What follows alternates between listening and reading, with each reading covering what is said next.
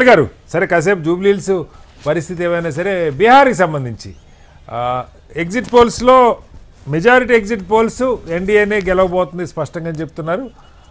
చాలామంది ముందు నుంచి ఊహించింది కూడా అక్కడ వివరంగా మనం చూస్తే గఠబంధన్ కంటే పొత్తులు ముందు నుంచే అక్కడ వర్కౌట్ అయినాయి. బీజేపీ, జేడీయూ, అలాగే ఎల్జేపీ ఇవి క్యాంపెయిన్ ముందు నుంచి బలంగా ఉంది. ఆయన ఒక 10,000 అకౌంట్లో ముందే వేశారు. ఇవన్నీ ఒకవైపు, అలాగే 20 ఏళ్ళు సుశాసన్ బాబు అని చెప్పిన ఇవన్నీ ఉన్నా కూడా వాటికి మించి తేజస్వి ఇంటికి ఒక ఉద్యోగం అని చెప్పారు. దానికి పోటీగా బీజేపీ నాయకులు అక్కడ ఎన్డీఏ 1 కోటి ఉద్యోగాలు కల్పిస్తాం, ప్రభుత్వ ఉద్యోగాలు మీరు చెప్పారు. ఈ గందరగోళంలో మెజారిటీ పోల్స్ మీకే అనుకూలంగా చూపిస్తున్నాయి, కానీ కొన్ని పోల్స్, ఉదాహరణకి స్టడీ రిపోర్టు, అలాగే పైనీర్ పోల్, ఇలాంటివి స్పష్టమైన మెజారిటీతో 160 దాకా మహాగఠబంధన్కి వస్తాయని కొన్ని ఎగ్జిట్ పోల్స్ కూడా చెప్తున్న పరిస్థితి. అక్కడ ప్రధానంగా యువత, బీసీలు, మహిళలు ఓటర్లుగా ఉన్న పరిస్థితి. ప్రశాంత్ కిషోర్ ఫ్యాక్టర్ ఒకటి ఉంది. ఏం చెప్తారు?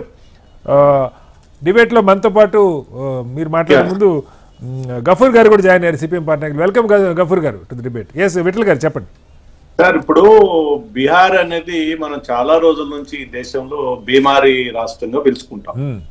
అత్యంత వెనుకబడినటువంటి ప్రాంతం ఉత్తరప్రదేశ్ తర్వాత. అక్కడ భూ సంస్కరణ అమలు కాని ప్రాంతము, అక్కడ పేదరికం, బీపీఎల్ అత్యంత పేదరికంగా ఉన్నటువంటి రాష్ట్రం. దశాబ్దాల కాలం స్వాతంత్రం వచ్చినప్పటి నుంచి కూడా. దురదృష్టం ఏంటంటే ఇప్పటికి కూడా తెలంగాణలో, హైదరాబాద్ లో పని కాదు, గ్రామాలల్లో ఈ నాట్లేయడానికి కూడా బీహారీ కార్మికులు వాళ్ళ అవసరం అవుతుంది. పత్తి తీయడానికి కానీ, వరి నాట్లు వేయడానికి కానీ, వరి కోయడానికి. అత్యంత పేదరికం ఉన్నటువంటి రాష్ట్రంలో నితీష్ కుమార్ గారు గత 20 సంవత్సరాల నుంచి ముఖ్యమంత్రి ఉన్న కొంత అభివృద్ధి, ముఖ్యంగా ఎన్డీఏ తోటి కేంద్రంలో ఎన్డీఏ ఉన్నప్పుడు కొంత అభివృద్ధి పంతాలో నడుస్తా ఉంది. ఈ ఎగ్జిట్ పోల్స్ మనం ఎప్పుడు కూడా నిజమని అనుకోవడానికి వీల్లేదు. సరే, మాకు అనుకూలంగా ఇచ్చినా లేదా వారికి అనుకూలంగా ఇచ్చినా ఎగ్జిట్ పోల్ కి చాలా సందర్భంలో ఎగ్జిట్ పోల్ భిన్నంగా మనకు రిజల్ట్స్ వచ్చినాయి చాలా సందర్భంలో.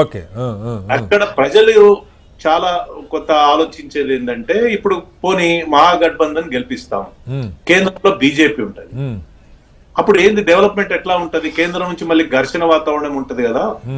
కాబట్టి కేంద్రంలో ఉన్నటువంటి అధికారం ఉన్నటువంటి భారతీయ జనతా పార్టీ, ఆ ఎన్డీఏ భాగస్వామ్యం ఉన్నటువంటి పార్టీని గెలిపిస్తే కేంద్రం నిధులు వచ్చే అవకాశం ఉంటుంది. మనం డబుల్ ఇంజిన్ సర్కార్ గా అనుకుంటాం. ఏ మోడీ గారు కాదు సార్, మోడీ గారు 2000 నాకు బాగా గుర్తు, 2000 గత ఎలక్షన్ లో ఆయన చెప్పిన ఫిగర్ కరెక్ట్ గా. అప్పుడు ఏపీ విడిపోయి ఆ నేపథ్యంలో 1,75,000 కోట్ల ప్యాకేజ్, ఎంత కావాలి మీకు చెప్పండి, ఎంత కావాలని చెప్పండి అని ఆయన ప్రకటించిన పరిస్థితుంది. నితీష్ 20 ఏళ్ల నుంచి అక్కడ ముఖ్యమంత్రిగా ఉన్నారు. మీరు చెప్పిన 20 ఏళ్ళు చిన్న టైం ఏం కాదు సార్. ఒక 4 పర్యాయాలు ఒకళ్ళే దాదాపుగా ముఖ్యమంత్రి ఉండటం అనేది చాలా మౌలికమైన మార్పులు తేగలిగిన టైము. ఈ రోజుకి నాట్లేసే పనుల దగ్గర నుంచి ప్లంబర్లు, కార్పెంటర్లు, వర్కర్లు, పెయింటర్లు అందరూ బీహార్ వాళ్ళే ఉంటున్నారు అంటే అన్ని చోట్ల దేశం అంతా. మరి ఏం డెవలప్మెంట్ జరిగినట్టు, పరిశ్రమలు రానట్టు, అక్కడ అభివృద్ధి లేనట్టే కదా.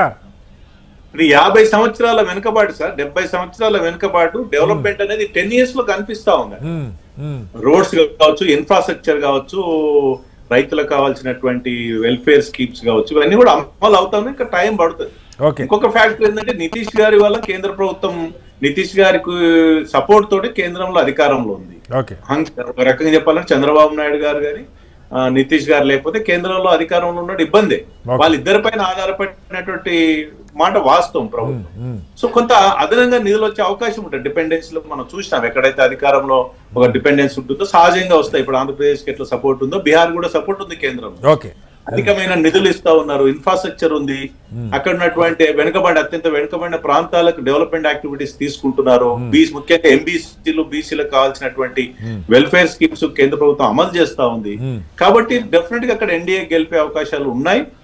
సార్, అదే విధంగా ఆర్జేడీకి ఫ్యాక్టర్ కూడా పనిచేస్తుంది. తేజస్వి యాదవ్ యంగ్ యువకుడు ఉన్నప్పటికీ కూడా కొంత నెక్స్ట్ పార్టీ బహుశా ప్రతిపక్షం ఉండాల్సింది ఆర్జేడీ అనుకుంటా. కాంగ్రెస్ అక్కడ అత్యంత నష్టపోయే పార్టీ ఏంటంటే కాంగ్రెస్ పార్టీ.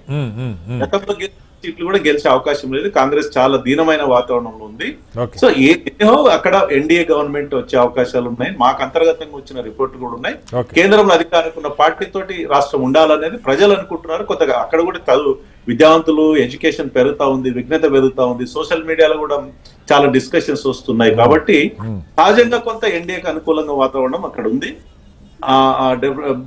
బీహార్ లో మాత్రం ఎన్డీఏ ముందంజలో ఉంటారని నేను అనుకుంటున్నాను. రైట్, ఒకసారి